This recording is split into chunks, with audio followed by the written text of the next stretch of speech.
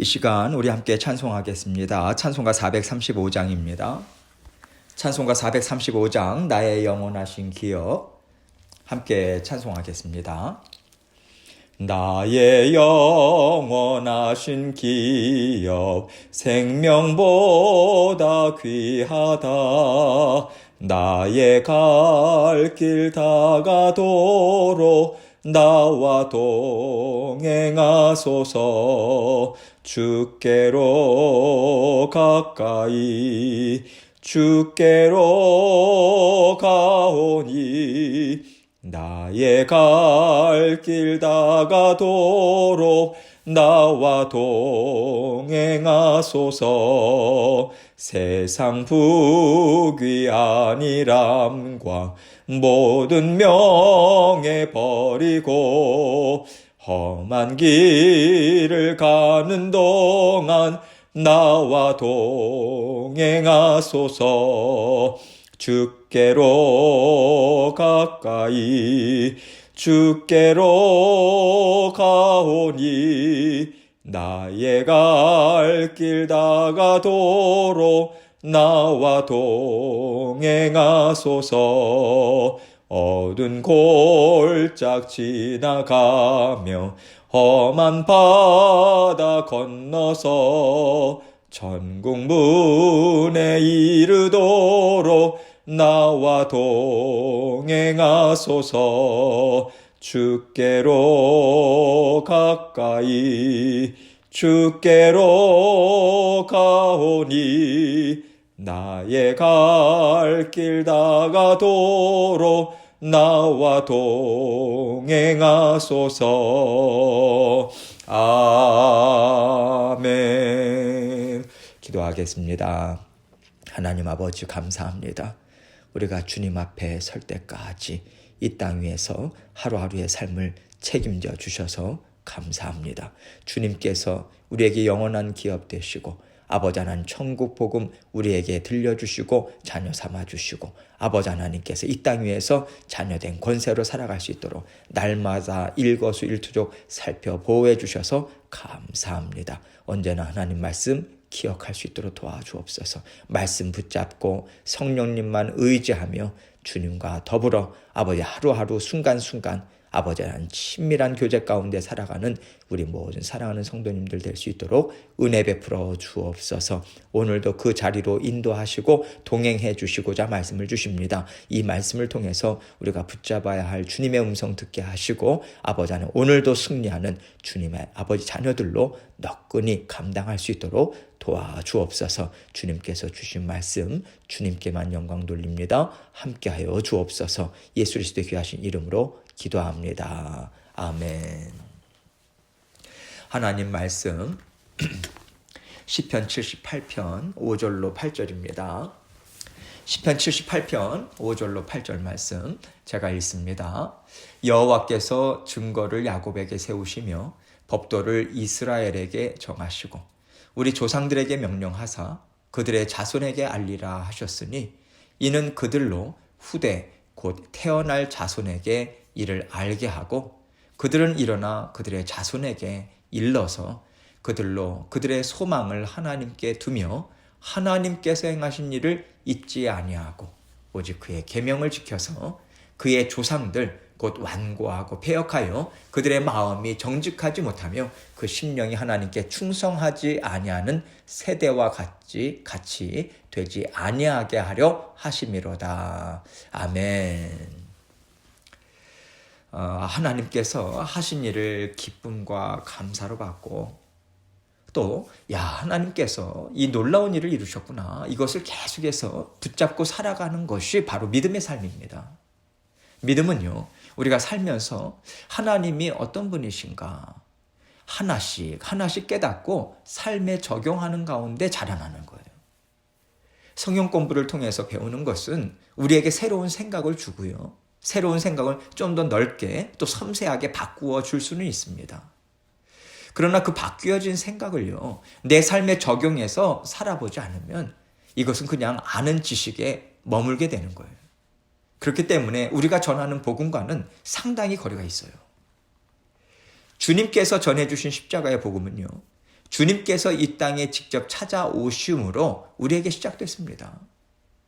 주님도 우리에게 생명의 말씀, 구원의 말씀, 그 복음을 주시기 위해서는 하나님을 사랑하고요. 이 땅의 자녀들을 사랑하는 마음으로 일하셨어야만 하는 거예요. 일하지 않으셨다면요, 십자가의 복음은 우리에게 주어지지 않았을 것입니다. 그래서 우리가 주님을 본받으며 살아간다라고 하는 것은 주님도 그 사랑을 실천하셨다는 거거든요. 우리가 말씀을 들었다, 배웠다, 깨달았다, 이것에 머물러 가지고는 어떤 힘 있는 능력도요, 우리 삶 가운데 나타나지 않아요. 그렇기 때문에 우리가 말씀을 들은 것으로 만족하지 말고, 들었다면, 깨달았다면 그 말씀, 깨달은 말씀을 우리 삶 가운데 적용해야 하는 것이죠. 적용하기 위해서 우리가 해야 되는 것이 무엇입니까? 말씀을 먼저 깨달아야 돼요. 배우는 자리에 있어야 합니다. 그 다음에 배워서 깨달은 것 우리가 기억해야죠. 책을요, 딱 덮는 것과 동시에 잊어버린다면 아무 소용이 없잖아요. 계속 기억해야 돼요. 기억한다라고 하는 것은요, 정신을 바짝 차리고 산다는 거예요. 내가 이 말씀 갖고 살아야지. 이 말씀 잊지 말아야지. 이렇게 영적으로 깨어있는 거죠. 열심히 있는 마음인 거예요. 이것이 있을 때 우리 삶 가운데 어떤 일이 생겨서 무엇을 결정해야 된다고 할 때 우리의 생각이요, 말씀을 배워서 깨닫게 된 생각까지 가게 되는 거예요. 그럴 때 맞아, 하나님이 이렇게 하라고 하셨어. 맞아, 하나님도, 우리 주님도 이렇게 하셨어. 이 생각이 믿음을 사용하는 자리까지 우리를 이끌어가는 거거든요.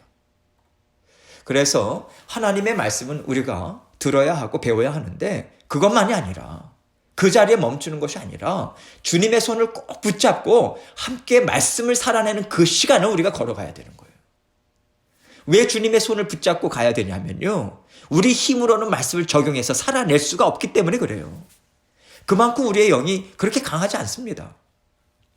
우리에게 영이 있고 육이 있죠. 육신의 정욕이 우리 영의 말을 듣게 하려면요, 어떻게 해야 합니까? 영이 훨씬 강해야 돼요. 그래서 육신을 다스려야 하잖아요.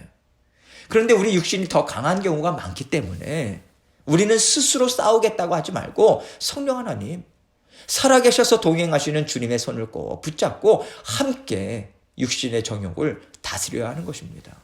그럴 때 우리가 넉넉히 이길 수 있고요, 이길 수 있는 승리의 삶이 우리에게 나타날 수 있는 것이죠. 그래서 우리가 말씀으로 살아낸다라고 하는 것은 높으신 주님께서 이 땅에 오셔서 육신을 입고 살아가셨고 십자가에 달려 죽으셨고 그 달려 죽으심으로 완성하신 그 십자가의 복음을 우리에게 들려주시고 깨닫게 하시고 또 살아내게 하시고, 이 모든 과정이요, 날마다 우리 삶에 계속해서 일어나는 거예요. 그 일이 있기 때문에 우리가 말씀에 순종할 수 있다는 것을 생각하면 이것은 하나님의 은혜가 한이 없는 거죠. 우리의 삶을 위해서 그토록 애써주신 주님의 은혜, 그 일하신 공로가 있기 때문에 우리가 오늘도 믿음을 갖고 살고 있고요, 말씀을 깨닫고 순종하는 삶을 살아갈 수 있는 것입니다. 이것이 우리에게 감격이 되어야 하는 거죠. 내가 말씀을 지켜 행하는 것이 아니라 주님이 육신을 입고 오셨고 십자가에 달려 죽으시고 나에게 이 역사를 일으켜 주셨기 때문에 내가 순종할 수 있다, 이것을 생각할 때요, 내가 눈물을 흘리면서 내 몸을, 육신을 쳐서 복종시키고자 애쓰며 순종했지만 결국은 제가 아닙니다. 하나님의 은혜로 제가 순종할 수 있었습니다. 감사합니다. 우리가 이렇게 올려드릴 수 있는 거거든요. 그럴 때 우리가 교만해지지 않을 수 있고요, 그럴 때 우리가 주인의 자리를 차지하지 않습니다. 십자가의 복음이 아니고서는 주인의 자리를 주님께 내어드릴 수 없기 때문에 우리에게는 반드시 십자가의 복음이 필요한 거예요. 오늘 본문 말씀은요, 그 십자가의 복음, 그 복을 주신 우리 하나님의 말씀을 붙잡고 살아가는 이스라엘 백성에 대해서 말을 하고 있습니다. 이스라엘 백성들과 오늘을 살아가는 우리들을요, 함께 접목해서 생각하면서 오늘 말씀을 통해서 우리 삶을 들여다보면 좋겠습니다. 5절로 6절 말씀 봅니다. 여호와께서 증거를 야곱에게 세우시며 법도를 이스라엘에게 정하시고 우리 조상들에게 명령하사 그들의 자손에게 알리라 하셨으니 이는 그들로 후대 곧 태어날 자손에게 이를 알게 하고 그들은 일어나 그들의 자손에게 일러서. 먼저 여호와라고 하는 이름이 나오죠. 언제나 우리와 함께하기를 기뻐하시는 그 사랑이 많으시고 따뜻한 하나님을 가리킬 때 여호와라고 하는 이름을 씁니다. 그 여호와 하나님께서 증거를 야곱에게 세우셨다, 법도를 이스라엘에게 정하셨다. 다 같은 말씀이죠.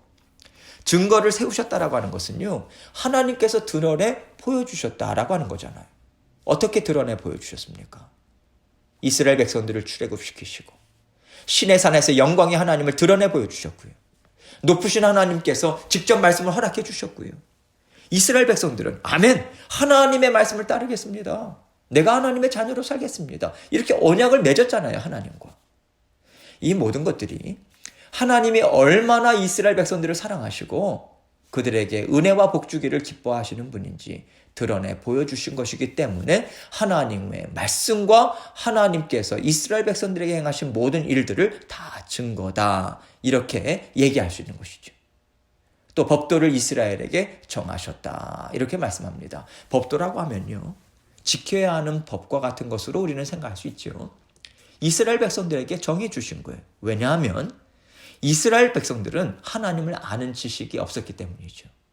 그래서 특별히 하나님의 자녀로서 살아가기 위해서 지켜야 하는 것들, 세상과 구별되게 살아야 하는 것들을 정해주셨어요. 그것을 계명이다, 율법이다, 좀 더 넓게 하나님의 말씀이다, 이렇게 표현하고 있는 거죠.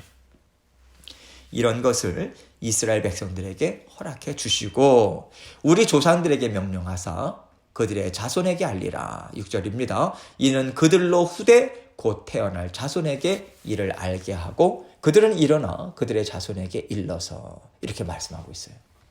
그들만 알고 누리는 것이 아니라는 거죠. 하나님의 나라는 막힘없이 흘러가야 한다는 거예요.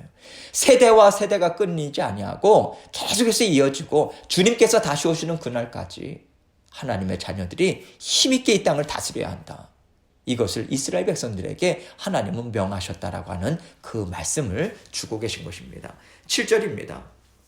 그들로 그들의 소망을 하나님께 두며 하나님께서 행하신 일을 잊지 아니하고 오직 그의 계명을 지켜서, 이렇게 대대손손 하나님의 증거, 법도 하나님의 크신 사랑, 이것을 알려주는 이유는요, 그들이 살아갈 소망을 세상에 두지 않고 하나님께 두는 백성이 되게 하기 위해서라는 말씀을 지금 하시는 거예요.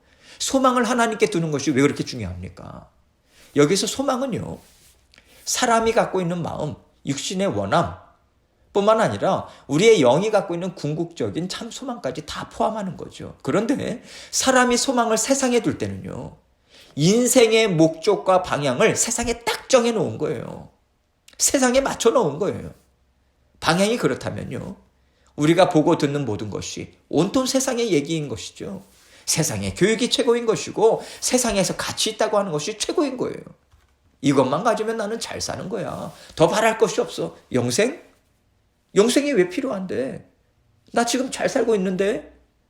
이렇게 사람이 세상에 소망을 둘 때 얼마나 그 생각이 방자해지는지 하나님께서는 잘 알고 계시기 때문에 하나님께 모든 소망을 두어라, 이것을 가르쳐 주시는 거예요.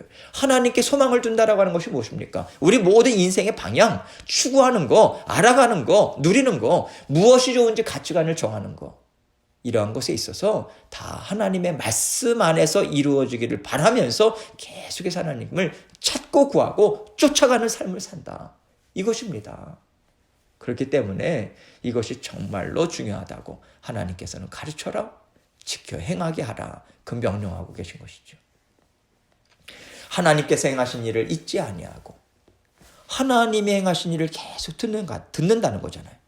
하나님의 말씀을 말씀대로 살았더니 하나님께서 이렇게 대답해 주셨다, 이렇게 인도해 주셨다. 우리는 이렇게 믿음의 조상들이 경험한 하나님의 일, 그리고 우리 주변 믿음의 지체들이 경험해서 알아가고 있는 하나님의 일, 끊임없이 들어서 우리는 잊지 않아요.